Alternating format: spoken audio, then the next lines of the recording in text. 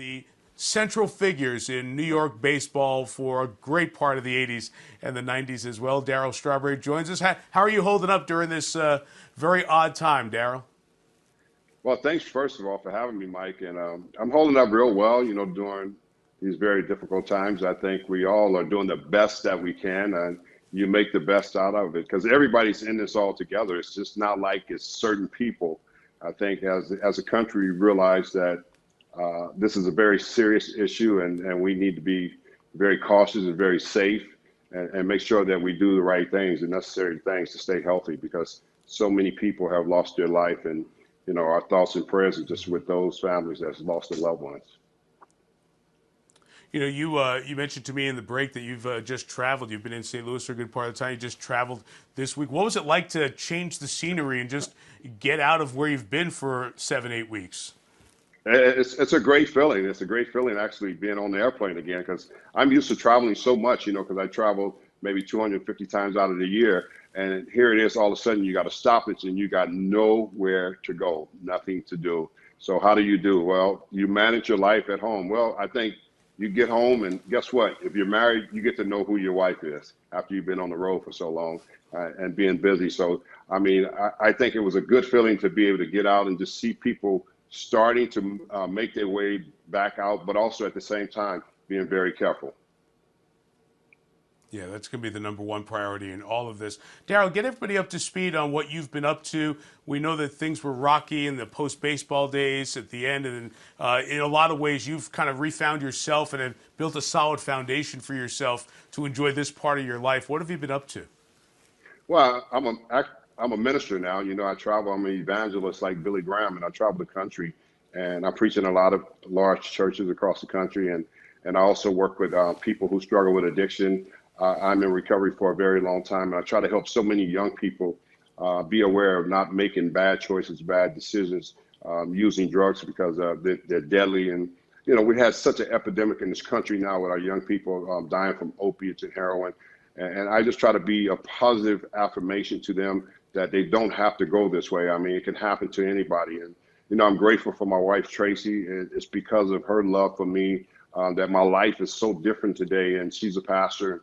And we just love people. We just love helping and encouraging people and reaching people from a different walk of life compared to my days of, playing baseball and fans yelling at me and cheering for me or booing for me, whatever it may be. I walk into places now and bring hope to people, and it's pretty incredible. So there are a lot of the young people that you're trying to reach that didn't see you play a lick, but may have heard about you. When they understand what you were all about as a baseball player, does it help you get the message to them? Do they listen more clearly or listen closer because of what you did, even though it didn't happen when they were alive? Yes, it does. It really sticks to them, because first of all, I go into a lot of public schools and I speak in a lot of public schools to kids, and the schools that have allowed me to come in and really share my story for kids and make them aware of the time that they're in, because it's a different time. And first of all, they do their homework on me and they go tell their parents I'm coming into the schools, and their parents say, well, you should listen to him. He has something to say because his life is different today. But, he struggled and he was a very great baseball player, but he has some serious problems with drug addiction and everything. And his life spent out of control. And now the kids can relate to me as I go in and share who I am. And we sit and we have the conversations. And the conversations are real because I have roundtable talks with kids. And I want to know about them. They already done their homework on me, but I need to know about them. What's the challenges? What's the fears? What are you dealing with? What's making you guys, choose and make these choices that you're making, that thinking that drugs are good for you? Because young people are trying to escape because of the reality of their social media outlets and all the things they have to deal with. And we never had to deal with that. Sure. That's such a great perspective, and thank you for sharing that with so many people.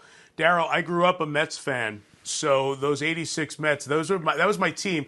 You wish every kid can have the team they root for win a championship once so you can experience it. And I got to be honest with you, Game 6, that ninth inning, I gave up on you guys. I was done. Can you talk about that '86 Game 6 and what it was like in the Mets dugout and clubhouse before that comeback really started to gain some traction? Well, I think everybody gave up on us, but it was a team of destiny. We never gave up on ourselves that year. I think that's what made us so special. You know, we had such a special season, and the challenges were always great for us in the playoffs. But they wasn't great during the course of that season because we ran through that season with everybody. The beginning of that year when we started in spring training, Davey said we're going to win it all. We believed it as players, and we go on to get into the playoffs, and we have to beat the Astros in that tough series, and then we have to come back and beat Boston where we're down 2 games and we had to fight back in. So game 6 was just really another part of who we really were that year, never quitting, never giving up, and always believing. And yeah, we were sitting there, but the one thing everybody always want to blame Billy Buckner for the mistake. But you think about Calvin Girardi and Mike Stanley couldn't get nobody out. All they had to do was get one out. But our guys never quit. You know, Carter base hit, great night, Kevin Mitchell, and they go on from there. Then Mookie hits the ground ball. Buckner misses the play. The ball goes through his legs. See, but the series wasn't over because we had to play again, Game 7, and we were still behind that, and we came back and we won Game 7. That's just really who we were. Yeah, the Sunday rain out, wait till Monday and play while the Giants are playing a Monday night football game. It's one of the most memorable sports days for a lot of us who were in New York and grew up in New York at that point. Darryl, as we wrap up, you spent the time with the Yankees, you spent the time with the Mets, but you were an LA kid. You went out to the Dodgers there. Are you more a New York guy or more an LA guy? I'm a New York guy. I'm a East Coast guy. I played most of my career there, and it's nothing to do with LA. You know, LA is home. It's nothing to do with Dodgers. I think somebody misunderstood what I was saying about, you know, LA and the Dodgers. I love the Dodger fans. They're great fans. You know, they were just different from what it was like for me playing in New York. New York was a different time of dealing with fans, and my perspective of who they are compared to the West Coast fans has nothing to do with the fans out there. It has to do with the approach the fans had in New York for me was different, and I was used to that. So I grew up on the East Coast playing baseball, and that's what I'm familiar with. Hey, the Dodgers were a New York team to start. They were the Brooklyn Dodgers. So Brooklyn. we traded Brooklyn, LA yeah. and New York. Exactly. We traded New York and LA in plenty of things.